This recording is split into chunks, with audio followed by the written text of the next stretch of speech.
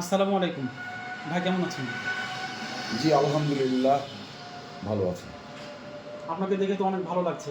কারণ আগে যেভাবে এসেছিলেন তখন অনেক স্বাস্থ্য খারাপ ছিল এবং দেখে খুব ভগ্নদশা মনে হচ্ছিল। অনেক রোগা মনে হচ্ছিল এবং শরীরে শক্তি নাই এমনটা মনে হচ্ছিল। তো এইজন্য আজকে আপনাকে দেখে মনে হচ্ছে যে আপনি অনেক ভালো আছেন। আমারও ভালো লাগলো আলহামদুলিল্লাহ। আপনি একটু আমাকে বলবেন যে আপনার বুকের উপরে ঠিক মাঝখানে একটা হাড় অনেক উঁচু হয়েছিল, যেরকমটা গরুর পিঠের উপরে চড়াট বলে বা উটের পিঠের যে খাড়া অংশ থাকে, অনেকটাই কিন্তু এরকম উঁচু হয়েছিল। তো এটা কিভাবে আপনার ভালো হলো? যদি একটু বলতেন। জি, আসলে আমার এটা সমস্যাটা যখন শুরু থেকে হয়, আ এটা ধীরে, ধীরে উঁচু হয়।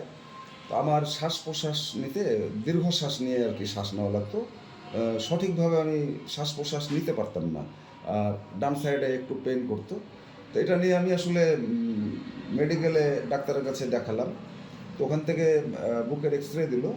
এক্স-রে করার পরে কিছু মেডিসিন তারা আমাকে দিল। তো মেডিসিন খাই আসলে আমি সেভাবে কাজ হয়নি আমার। তো আসলে খুব হতাশাগ্রস্ত হয়ে গেছিলাম যে আমার আসলে এটা হলো আমি বাঁচব কিনা? তো আমি আসলে তখন আপনার সাথে যোগাযোগ করলাম। যোগাযোগ করার পরে আপনি আমার ফেস টু ফেস দেখলেন, দেখার পরে কিছু পরীক্ষা-নিরীক্ষা দিলেন। আমি করায় নিয়ে আসছিলাম আপনার কাছে। করায় নিয়ে আসার পরে আপনি আমাকে ওষুধ আ একটা প্রেসক্রিপশন দিলেন। প্রেসক্রিপশনে আমি আসলে ওষুধটা কিনতে বললেন আমাকে রাজশাহী থেকে। তো আমি আসলে রাজশাহীতে ওই উম সোনাদিঘির মোড়ে হ্যানিম্যান নামে একটা হোমিও দোকান আছে। এখান থেকে আমি ওই প্রেসক্রিপশন দেখায় ওষুধ নিয়েছিলাম। নেওয়ার পর আসলে সেভাবে কাজ হয়েছিল না। পরে আবার আপনার সাথে আমি যোগাযোগ করলাম। যোগাযোগ করার পরে আপনি আমাকে ওই রংপুর থেকে পার্সেল করে ওষুধ পাঠিয়ে দিয়েছিলেন। আপনার ওখানে একটা চেম্বার আছে। ওই চেম্বার থেকে আমাকে ওষুধ পাঠিয়ে দিয়েছিলেন। ৩ টা ড্রাম। ৩ টা বোতলে ওষুধ দিলেন। সেই ৩ আউন্স ওষুধগুলো ছিল। ৩ আউন্স ছিল সম্ভবত। ৩ আউন্স ওষুধের মধ্যে আমি ৩ টাই নিয়মিত খেতে পারিনি। তবে খেয়েছি, যে কয়দিনই খেয়েছি সময় হয়তো বা টাইমিংটা ঠিক রাখতে পারিনি। তবে যতটুকু আমি ওষুধ টাইমিং করে খেয়েছি, আমার কিন্তু ইনশাআল্লাহ নিরাময় হয়ে গেছে। যে সমস্যাগুলো ছিল সেটা নাই, একেবারেই নাই ইনশাআল্লাহ। ভালো হয়ে গেছে। আলহামদুলিল্লাহ। তো শুনলাম এটা আসলে একটু জেনে রাখলাম এই জন্য যে কখনো যদি কোনো পেশেন্টকে উৎসাহিত করা যায় যে না, হোমিওপ্যাথি ট্রিটমেন্টটা আসলেই ভালো, আগের চাইতে আরও অনেক আধুনিক হয়েছে, এই জন্যই আপনার কাছ থেকে এই কথাটা আমি আবার জেনে নিলাম। তো রিসেন্টলি আপনি কয়েকদিন আগে আমার আমার কাছে এসেছিলেন, এখানেই এই রাজশাহী চেম্বারে এসেছিলেন। বর্তমানে তো আমরা রাজশাহী চেম্বারে আছি। এই চেম্বারে আসার পরে আপনি একটা অসুস্থতা নিয়ে এসেছিলেন, যেখানে আমি দেখেছি যে আপনি হাঁটতেও পারছিলেন না ঠিকমতো বা আপনি আপনার কর্মজীবনে ফিরতে পারছিলেন না। তো এ ব্যাপারে যদি আপনি জানান আসলে কী হয়েছিল, কীভাবে ভালো হলেন এই সমস্যা থেকে, যদি একটু বলতেন। জি, আসলে আমি খুব শক্ত পরিশ্রম করি। আ তো আমি মাঝে আ খুবই সমস্যায় পড়ে গেছিলাম। আমার মাজায় প্রচুর যন্ত্রণা ছিল। বসতে উঠতে খুব কষ্ট হতো। আমি বসলে উঠতে পারতাম না। পাশাপাশি আমার পিছনে আ ব্যাক সাইডে, হিপে, থায়ে আ এত পরিমাণে ব্যথা ছিল যে আসলে মাংস খুলে যাচ্ছে। তো আসলে খুলে কয়েকদিন যাচ্ছে আমি না, মনে হচ্ছিল যে খুলে যাচ্ছে। মনে হচ্ছিল যে খুলে যাচ্ছে। আচ্ছা। এতই তীব্র ব্যথা ছিল। তো আমি আ অ্যালোপ্যাথিক চিকিৎসা নিয়েছিলাম। তাৎক্ষণিক ভালো হয়। আচ্ছা। তবে তাৎক্ষণিক ভালো হওয়ার পরে ১ দিন হয়তোবা ২ দিন ভালো থাকি। তারপর আবার যেই কার সেই। তো আমি বিষয়টা নিয়ে খুব হতাশার মধ্যে পড়ে যাই। তারপরে আবার আমি আপনার শরণাপন্ন হয়ে আপনার কাছে আমি আসলে বিষয়গুলো শেয়ার করি। তো আসলে আপনি আমাকে কিছু পরীক্ষা দেন। তো আর্থিক সংকটের কারণে আমি আসলে পরীক্ষাগুলো করতে পারি না। পুনরায় আপনার কাছে আসি যে এতই তীব্র ব্যথা। তো আপনি আমাকে আপনার আ চিন্তা চেতনা থেকেই আমাকে বিচার বিশ্লেষণ করে ২ টা মানে ওই অ্যাকাউন্টসের ড্রাম দেন ওষুধ। হ্যাঁ, মেডিসিন দেওয়ার পরে আসলে আমি খাই। ইনশাআল্লাহ আজকে প্রায় ১-১.৫ মাসের মতো হচ্ছে। আ সুস্থই আমি প্রায় সুস্থ। ওই ব্যথাটা আর নাই। যে তীব্র ব্যথা আমি অসুস্থ হয়ে যেটা পড়ে থাকতাম সেটা না ইনশাআল্লাহ। আপনার এখানে তো আবার পরবর্তীতে আজকে আসলাম।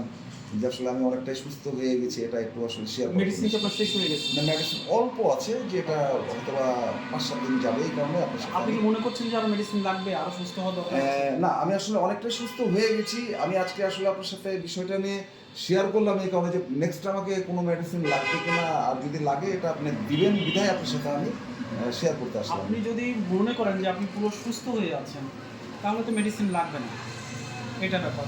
তবে শারীরিক যদি কোনো ঘাটতি থাকে, কোনো দুর্বলতা থাকে, শরীরে যদি কোনো খাদ্যের অভাব থাকে, কোনো ভিটামিনের অভাব থাকে, সেজন্য আপনি সাপোর্ট অবশ্যই নিতে পারেন। খাদ্যের পাশাপাশি ভিটামিন জাতীয় অনেক মেডিসিন হোমিওপ্যাথিতে ভালো ভালো আছে, সেগুলোর সাপোর্ট অবশ্যই নিতে পারেন। এই আপনি আমাকে অবশ্য ওই ওষুধ দেওয়ার পরে বলছিলেন একটা হোমিও সাপোর্ট নেওয়ার জন্য একটা টনিক বা ভিটামিন জাতীয় একটা টনিকের কথা বলছিলেন। তো আসলে এটা একটু দাম বেশির জন্য আমি খেতে পারিনি, সরি। তো আসলে আমি ডিম, দুধ, কলা এটা নিয়মিত খাওয়ার চেষ্টা করছি। অনেকটাই প্রেশার ডাউন ছিল, আজকে তো মাপলেন অনেকটা ইমপ্রুভ হয়েছে, হয়তোবা খাওয়া দাওয়ার উপরে ইনশাল্লাহ এটা ঠিক হয়ে যাবে।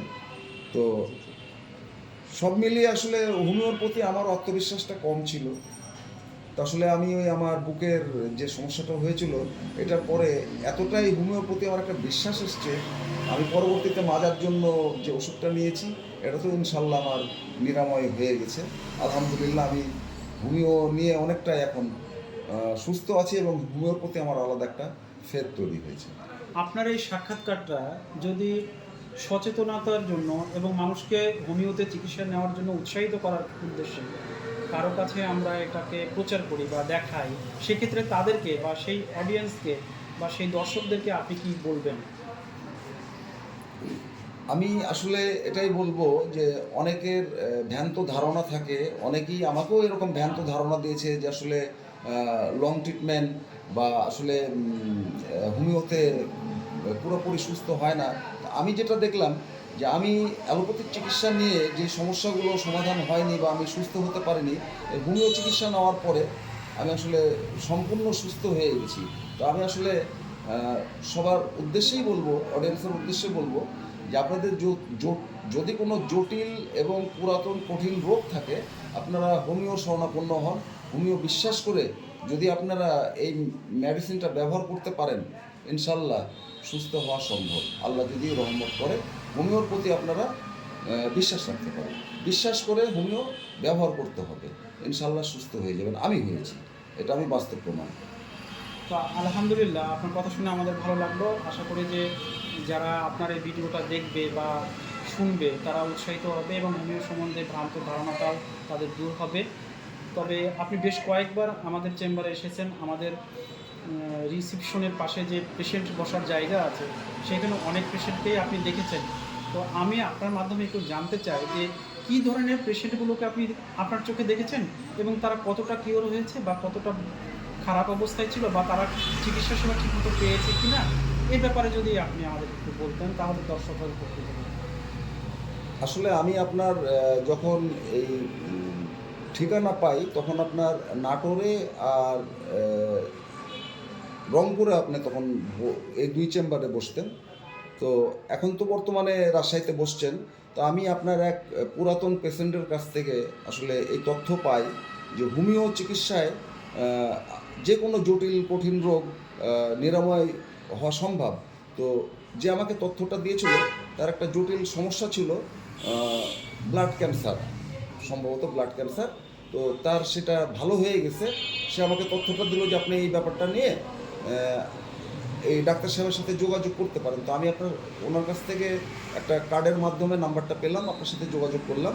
যোগাযোগ করার পরে বিস্তারিত আপনাকে বললাম। আমি বলার পরে আপনি আমাকে কিছু পরীক্ষার জন্য বললেন। তো আসলে আমি কিছু পরীক্ষা করে আপনাকে হোয়াটসঅ্যাপে পাঠিয়েছিলাম। সেটার উপরে বেসিস করে আপনি আমাকে ওষুধ দিয়েছিলেন। তখন রংপুরে ছিলেন সম্ভবত, রংপুর থেকে আমাকে ভিপি যোগে ওষুধ ওখান থেকে পাঠিয়ে দিলেন। সে ওষুধটা খেয়েই কিন্তু আমি সুস্থতা লাভ করেছি। অ্যাকচুয়ালি আমি আপনাকে প্রশ্নটা করেছিলাম যে আপনি সরাসরি আমার চেম্বারে কিছুদিন যাতায়াত করেছেন কয়েকবার। তো এই সময় সরাসরি কোনো পেশেন্টকে কি দেখেছেন সুস্থ হতে বা ভালো অবস্থানে যেতে, বা ভালো হয়নি এবং অনেক ঘুরছে কিন্তু ভালো হচ্ছে না, অথবা মন খারাপ করেছে, যেটাই হোক না কেন, যদি ফেয়ারলি আপনি সেটা বলেন। আমি আপনার রাজশাহীর চেম্বারে রিসেপশনে বেশ কিছু পেশেন্ট দেখেছি। তাদের মধ্যে অনেকেই সুস্থ হয়েছে, অনেকে নতুন পেশেন্ট আসছে। আমি তাদের সাথেও শেয়ার করেছি, তাদের কাছ থেকে তথ্য নিয়েছি। আসলে প্যারালাইজডের রোগী, ব্রেস্ট ক্যান্সারের রোগী, ব্লাড ক্যান্সারের রোগী, এরকম অনেক রোগীই ছিল। তো আসলে একজন ভদ্রলোক, তার প্যারালাইজড ছিল, সে বিছনাগত ছিল, সে আসলে দৌড়াচ্ছে, এরকম বিষয়গুলো আমি দেখলাম আর কি। তো আসলে এগুলো দেখার পরেই অনেকের মধ্যে আস্থা তৈরি হয়েছে। নতুন যারা রুগী তারাও অনেকটা আসলে সুস্থতা ফিল করছিল, যে আসলে রুগী এই ডাক্তারের কাছে ওষুধ খেলে যেহেতু রুগী ভালো হচ্ছে, তাদেরও রোগ হয়তো বা ভালো হবে। তো বেশ কিছু রিসেপশনে এরকম রুগী ছিল, পুরাতন এবং নতুন। তো পুরাতনদের কাছ থেকে, অনেকের কাছ থেকেই ভালো রেজাল্ট দেখলাম, যে তারা ভালো রেজাল্ট দিচ্ছে। জি জি। তো আপনাকে অনেক কষ্ট দিলাম অনেকগুলো প্রশ্ন করে। আর একটা ব্যাপারে আমি একটু নিজেকে জাস্টিফাই করতে চাই আপনার মাধ্যমে, যে আমি আমার স্লোগানে মাঝে মধ্যেই লেখি বা বলি যে ইনশাল্লাহ বিদেশে যেতে হবে না, বিদেশে যে মানের ট্রিটমেন্ট হয় বা চিকিৎসা দেওয়া হয় সেটা আমার এখান থেকে ইনশাল্লাহ পাওয়া সম্ভব। বা আমাদের মতো যারা হোমিও চিকিৎসা দেয়, যারা একটু চিন্তা ভাবনা করে চিকিৎসা দেয়, তাদের কাছ থেকেও পাওয়া সম্ভব। এই ব্যাপারে যদি আপনি কোনো মতামত দেন বা যদি দ্বিমত থাকে, সেটাও আপনি ইনশাল্লাহ নির্দ্বিধায় প্রকাশ করতে পারবেন। না, আসলে এটা আমি আমার বাস্তব দেখা থেকেই বলছি। আপনার চেম্বারেই আমি দেখেছি এক ভদ্রলোক, সে শেয়ার করছিল যে তার মিসেসের আসলে ব্রেস্ট ক্যান্সার, এটা অপারেশন করতে হবে। তো আসলে এটা অপারেশন করতে হয়নি, আপনার এখানে মেডিসিন নেওয়ার পরে যে আসলে অপারেশন করতে হয়নি, ইনশাল্লাহ এটা ভালো হয়ে গেছে।